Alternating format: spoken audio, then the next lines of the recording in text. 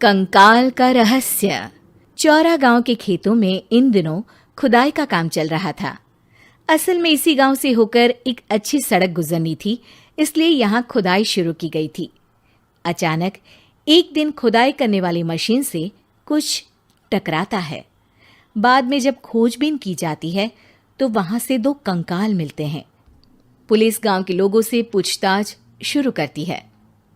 आप लोगों को क्या लगता है ये किसके कंकाल हो सकते हैं?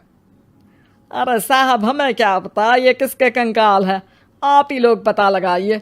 हम लोग तो बहुत ज़्यादा डरे हुए हैं।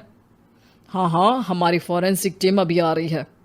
ये बताओ कि इस गांव के रहने वाला कोई जोड़ा गायब तो नहीं ना? क्योंकि शुरुआती जांच में तो ये बात सामने आ रही है कि एक कंकाल किसी पुरुष का है तो एक किसी महिला का। साहब, हमें तो बहुत डर लग रहा है। ऐसे कंकाल मिलने का मतलब गांव के आसपास ही किसी की हत्या हुई है या फिर किसी को जलाकर मार डाला गया है। हाँ साहब, हम अपने परिवार को लेकर बहुत ही ज़्यादा परेशान हैं।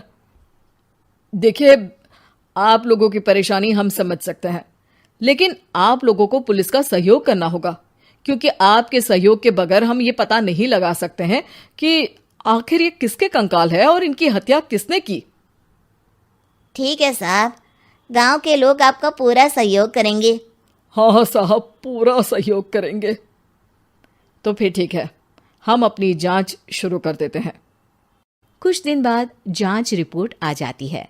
पता चलता है कि ये कंकाल करीब 20 साल पुराने हैं, यानी 20 साल पहले किसी जोड़े की हत्या कर शव को यहाँ पर दबा दिया गया था। इंस्पेक्टर राघव, ये बताओ कि 20 साल पहले की मर्डर मिस्ट्री क्या अब सुलझ सकती है? हाँ सर, क्यों नहीं। लेकिन अब सबूत और गवाह काफी मिट गए होंगे। मुश्किल तो होगी, लेकिन शायद किसी परिवार को इंसाफ मिल सके। इंस्पेक्टर राघव, आप बिल्कुल सही कह रहे हैं। किसी परिवार को तो इंसाफ मिलेगा ही और किसी को उसके किए की सजा भी मिलेगी।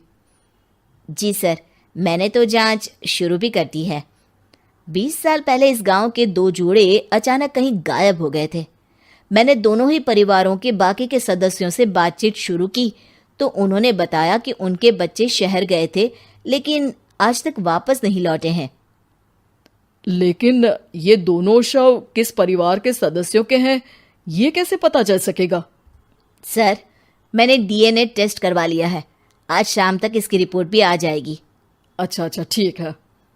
उसी शाम को सर, डीएनए रिपोर्ट के मुताबिक ये दोनों ही लाशें चौरा गांव के रहने वाले प्रधान सुल्तान सिंह के बेटे और बहू की है। लेकिन इनकी हत्याएं किसने की है, ये कैसे पता लगेगा? इसी का तो पता लगाने की कोशिश में जुटा हूं सर। आज सुल्तान सिंह से मिलने भी जा रहा हूं। मेरा बेटा और बहू तो मेरे लिए सिर्फ यादों में ही रह गए थे। हमें उनकी लाशें तक नहीं मिल सकी थी। आज 20 साल बाद उनके कंकाल मिले हैं। मैं अब किसके लिए जीऊं?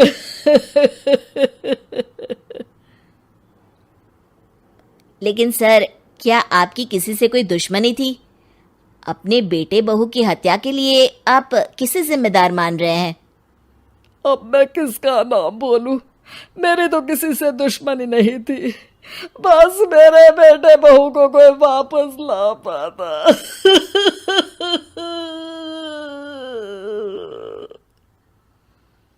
इसके बाद सुल्तान सिंह फूट फूट कर रोना शुरू कर देते हैं। सर, अब आप इनका अंतिम संस्कार करवा सकते हैं। कम से कम इनका शरीर ना सही, इनका कंकाल तो आपको मिला है। लेकिन हाँ, अगर आपको कुछ भी याद आए तो ज़रूर बताइएगा। मेरी तो बेटा अब उम्र हो गई है, लेकिन मेरे बेटे और बहू के हत्यारों का ज़रूर पता लगाइएगा, क्योंकि जब तक हत्यारे पकड़े नहीं जाएंगे मेरा मन नहीं मानेगा। सर, हमारी पूरी कोशिश रहेगी हत्यारे को पकड़ने की। लेकिन एक बात बताइए, उस वक्त आपको किस पर शक गया था? उस वक्त मेरे एक ड्राइवर को पकड़ा गया था, लेकिन सबूतों के अभाव में उसे छोड़ दिया गया था। अच्छा, और ड्राइवर पर कैसे शक हुआ था? क्योंकि उस दिन ड्राइवर छुट्टी पर था। उस समय लेकिन लाश क्यों नहीं मिल सकी थी? उस वक्त पुलिस ने बहुत कोशिश की थी, लेकिन दोनों की डेड बॉडी नहीं मिल सकी थी। ठीक है, हमारी तफ्तीश चल रही है, मैं फिर आऊंगा। इसके बाद इंस्पेक्टर वहां से चला जाता है और सुल्तान सिंह अपने बेटे और बहू की याद में खो जाते हैं। कुछ दिन बाद सुल्तान सर, एक बात बताइए, जब आपके बेटे बहू की हत्या हुई थी, उसी के आसपास आपके ही गांव का रहने वाला एक और जोड़ा उसी वक्त गायब हो गया था ना? हाँ सर, अलका और अभिषेक, वो भी मेरे बच्चों जैसे ही थे। तो फिर वो कहाँ है? उनका भी आज तक पता नहीं चल सका, लेकिन बताते हैं कि कुछ साल पहले अभिषेक को गांव के ही किसी आदमी ने मुंबई में देखा था, लेकिन फिर वो गायब हो गया।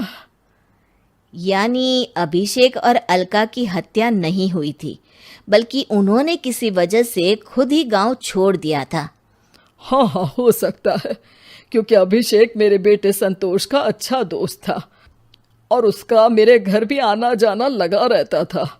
हो सकता है कि उसने मेरे बेटे और बहू के बारे में सुन लिया हो और ये गांव छोड़ दिया हो सकता है।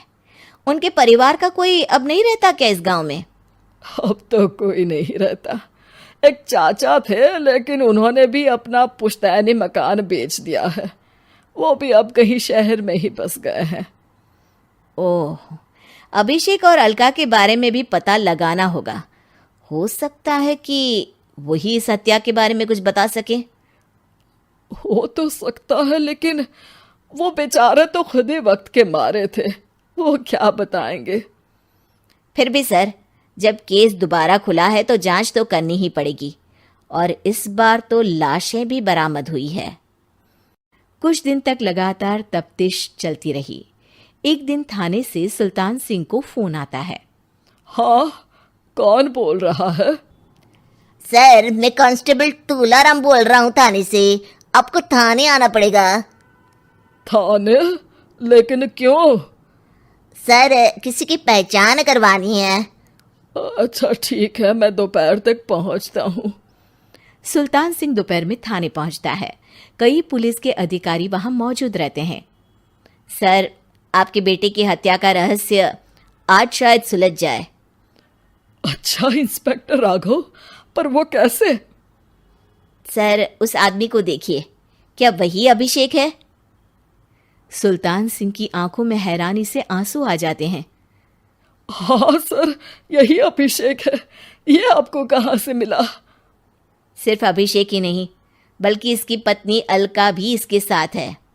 मैडम, जरा अभिषेक की पत्नी को लाइए। जैसे ही अलका को पेश किया जाता है, सुल्तान सिंह जमीन पर गिर जाते हैं। सुल्तान सर, क्या हुआ आपको? आप अलका को देखकर गिर क्यों गए? सुल्तान सिंह सर पकड़कर बैठ जाते हैं। ये अलका नहीं, बल्कि ये तो मेरी बहू रितु है। पूरा थाना एक दूसरे का मुंह देखने लगता है। क्या? इसके बाद हर किसी को दो कंकाल और हत्या का रहस्य समझ में आ गया। अभिषेक और रितु ने मिलकर संतोष और अलका की हत्या की थी और लाश को जमीन के नीचे दबा दिया था। आज 20 साल बाद इस हत्या का रहस्य खुल सका था कि अवैध प्रेम संबंध में 2 मासूमों की जान गई थी। Subscribe to my channel and also press this bell icon so you can get latest video notifications.